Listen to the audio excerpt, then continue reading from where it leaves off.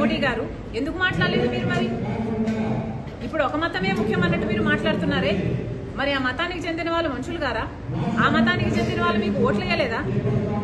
ఈరోజు ఒక హోదాలో ఉన్నారు, ఒక పదవిలో ఉన్నారు, కనీసం ఆలోచన కూడా లేకుండా మీరు మిగతా మతాలు ఏవి ఇంపార్టెంట్ కాదన్నట్టు ఒక మతాన్నే భుజాన వెతుకుంటే మరి మిగతా మతాల వాళ్ళంతా ఏమనుకోవాలండి మిమ్మల్ని? మీరా రాహుల్ గాంధీ గారి గురించి మాట్లాడేది? ఒక పక్క ఊచకోత జరుగుతుంటే ఇంకో పక్క రాహుల్ గాంధీ గారు బీజేపీ పార్టీ మణిపూర్లో ఊచకోత చేస్తుంటే, గౌతరాల్ అయినా మణిపూర్ అయినా దీనికి అంతటికీ కారణం బీజేపీ పార్టీ కాదా?